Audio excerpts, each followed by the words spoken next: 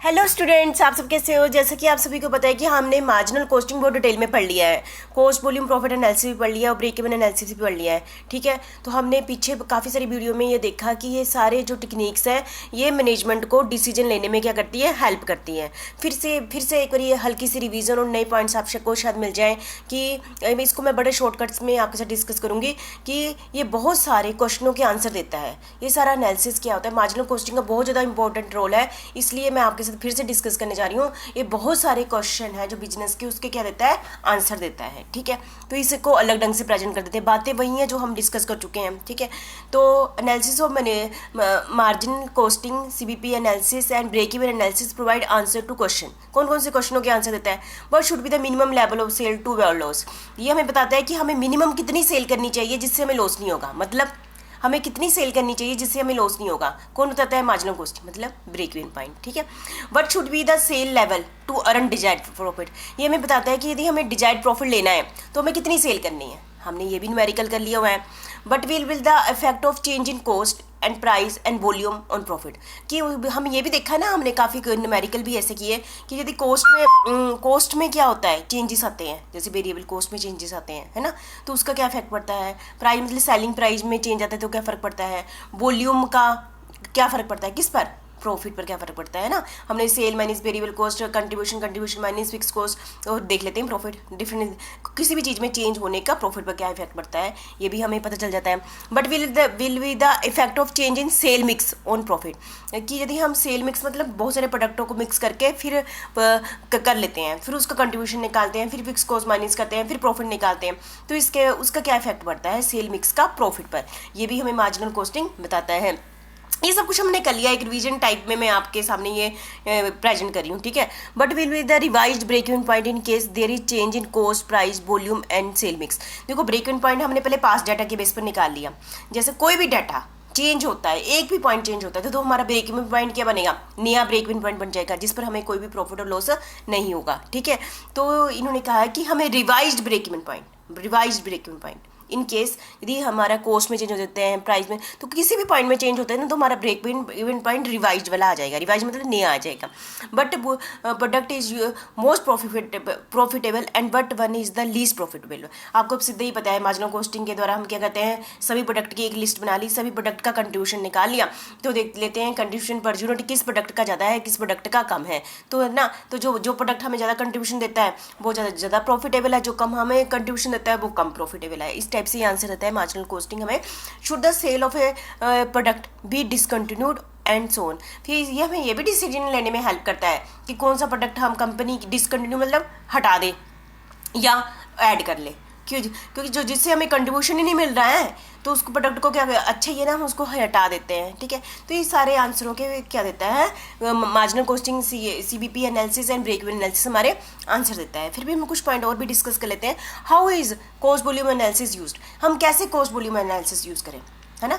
Cost volume analysis आपको पता चल गया क्या होता है। Is use to determine whether there is an economic justification for a product to be manufactured. क्या जो हम प्रोडक्ट प्रोड्यूस कर रहे हैं क्या वो इकोनॉमिक जस्टिफिकेशन है उसकी, मतलब कि वो हमें प्रॉफिट दे रहा है। ठीक है, A target profit margin is added to the break even sale volume which is number of unit that need to be sold in order to cover the cost required to make the product, है ना।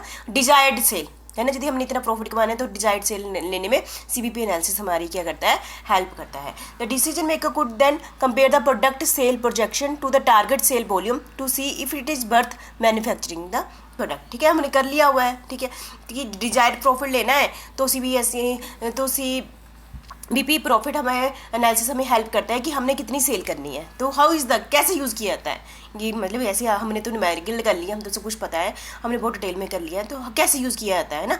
But assumption does cost volume profit analysis में क्या assumption है, आप सभी को पता है। Variable cost per unit same होनी चाहिए, selling price per unit same होनी चाहिए, फिक्स कॉस्ट टोटल सेम होनी चाहिए। सिर्फ किस चीज़ को हम चेंज करते हैं, सिर्फ वॉल्यूम को चेंज करते हैं। वॉल्यूम को चेंज कर करके हम क्या देखते हैं, उसका इफेक्ट प्रॉफिट पर देखते हैं। उसका कंट्रीब्यूशन तो सेम ही रहेगा क्योंकि सेलिंग प्राइस पर यूनिट और वेरिएबल कॉस्ट पर यूनिट क्या है, सेम ही है, इसलिए कंट्रीब्यूशन पर यूनिट क्या रहेगा, सेम रहेगा। हम ये भी इफेक्ट देखेंगे कि यदि सेलिंग प्राइस बढ़ जाता है या सेलिंग प्राइस कम हो जाता है तो क्या इफेक्ट पड़ता है।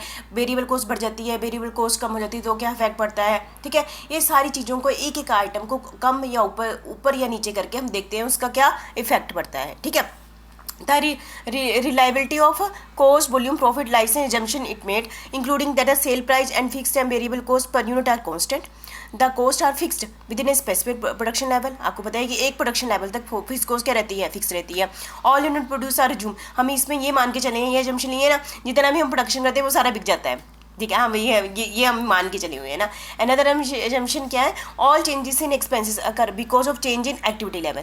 कहते हैं कि तभी चेंजेस होते हैं कि हम एक्टिविटी लेवल क्या करते हैं, चेंज करते हैं. और आपको पता है कि एक हमारा और भी एक्सपेंसेस होता है सेमी वेरिएबल कॉस्ट. इसको हम दो भागों में बांट लेते हैं, किससे कि है ना, फिक्स्ड और classified using the high low method, है ना. आपको बताया था मैंने, काफ़ी मेथड यूज़ करके हम सेमी वेरिएबल कॉस्ट को दो भागों में बांट लेते हैं, फिक्स्ड एंड वेरिएबल. फिक्स को हम फिक्स एक्सपेंसेस में ऐड कर देते हैं, वेरिएबल को वेरिएबल में इसमें ऐड कर देते हैं. ये हम सब कुछ कर चुके हैं, एक टाइप से रिवीजन ही करा रही हूँ मैं आपकी. But is the contribution margin. आपको पता है कंट्रीब्यूशन मार्जिन क्या होता है, sale minus variable cost is equal to contribution margin. ठीक है, ये हम टोटल अमाउंट में भी निकाल सकते हैं और पर यूनिट में भी निकाल सकते हैं. ये बताता है कि यदि हम incremental money generated for each product sold after deducting the variable proportion of the firm cost. Basically it show the proportion of the sale that have to cover the company fixed cost. ठीक है, यदि हमारा contribution बहुत ज़्यादा होगा, fix cost से ज़्यादा है, तो इसका मतलब कंपनी प्रॉफिट कमा रही है. यदि कंट्रीब्यूशन फिक्स कॉस्ट के बराबर है तो कंपनी किस पर है, ब्रेक इवन पॉइंट पर है. यदि कंपनी का कंट्रीब्यूशन फिक्स कॉस्ट से कम है तो इसका मतलब कंपनी क्या है, बहुत ज़्यादा लॉस में जा रही है. ठीक है, तो ये हमें बताता है contribution margin. How is the cost volume price analysis used. हम सीबीपी एनालिसिस का कैसे यूज़ करते हैं, हाउ कैसे यूज़ कर सकते हैं. हाउ चेंज इन वेरिएबल, हम देखते हैं to be find out how change in variable and fix cost affected firm's profit. जैसे हम डिफरेंट वॉल्यूम पर ये देखते हैं कि वेरिएबल कॉस्ट में क्या चेंज आए हैं, है ना, फिक्स कॉस्ट का क्या इफेक्ट पड़ा है, किस पर, प्रॉफिट पर.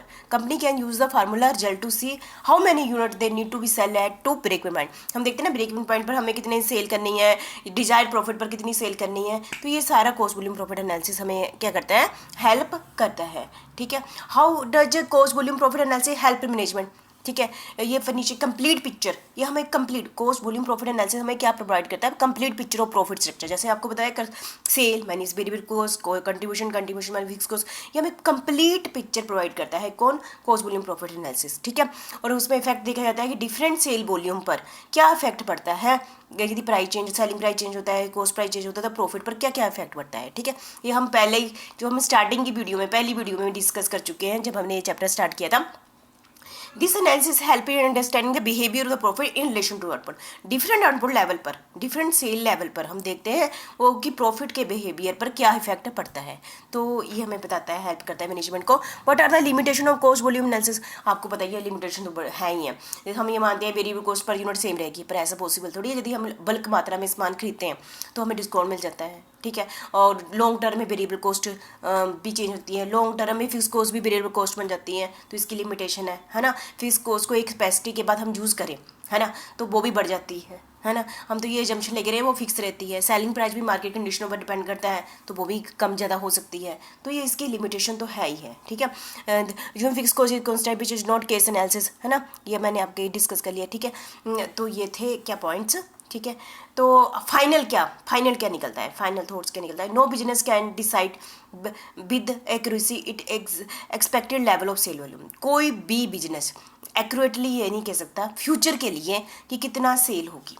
सीधी बात है ना, फ्यूचर क्या है, अनसर्टेन है. Such decision are usually based on past. जो हम डिसीजन लेते हैं ना सेल का कि इतना ले लें तो कितना प्रॉफिट पर इफेक्ट पड़ा, वो हमारा किस बेस पर होता है, पास्ट एक्सपीरियंस. ये पिछले महीने इतनी सेल हुई थी, उससे पिछले महीने इतनी सेल होगी, तो हम एक्सपेक्ट करते हैं फ्यूचर में इतनी सेल होगी, तो उसको देखते हैं, फिर उसका टोटल कॉस्ट पर क्या इफेक्ट पड़ता है, हम ये देखते हैं ना. And the market research, market का रिसर्च करके कि कल हमारी कितनी सेल हो जाएगी. तो हम सारे ये क्या है, एक्सपेक्टेशन है. ठीक है, कोई भी बिजनेस ये नहीं बताता कि सेल कितनी है, कंट्रीब्यूशन कितना होगा, टोटल अमाउंट और प्रॉफिट कितना होगा. ये सारा हमारा एक्सपेक्टेशन पर ही चला हुआ है. CPP analysis help the business in determining how much they need to sell to break even. ये हमें बस मेन बात तो यही है ना, कॉस्ट वॉल्यूम प्रॉफिट हमें बताते हैं कि ब्रेक इवन पॉइंट क्या है, कि जिसमें कंपनी को ना तो कोई प्रॉफिट होगा ना लॉस होगा. ठीक है, और उसने कितनी सेल करनी है शॉर्ट टर्म में, जिससे कि short term most of the estimate such as selling price करने में हेल्प करता है, डिसाइड करने में हेल्प करता है. Cost of the material, salary can be estimated with a good level of accuracy and is vital management accounting tool. हमने बहुत सारी वीडियो अभी लास्ट में और इस वीडियो को मिला के पहले बहुत सारी डिटेल में कर ली हुई है। मुझे लगता है कि आपको मार्जिनल कॉस्टिंग का बेसिक कंसेप्ट थियोरी ही सबसे ज़्यादा इंपॉर्टेंट होती है, न्यूमेरिकल तो अपने आप ही हो जाती है। जिस बच्चे की थियोरी बिल्कुल स्ट्रॉन्ग होती है ना, न्यूमेरिकल वो खुद ही बना लेता है, ठीक है। तो ये मुझे लगता है कि मार्जिनल कॉस्टिंग आपको बहुत अच्छे ढंग से समझा की होगी। मैं देखती हूँ कि थोड़ा ग्राफ को कैसे प्रेजेंट करूँ, यदि उससे रिलेटेड वीडियो बन जाती है तो मैं नेक्स्ट उसको आपकी इसमें ऐड कर दूँगी, ठीक है। Thank you very much.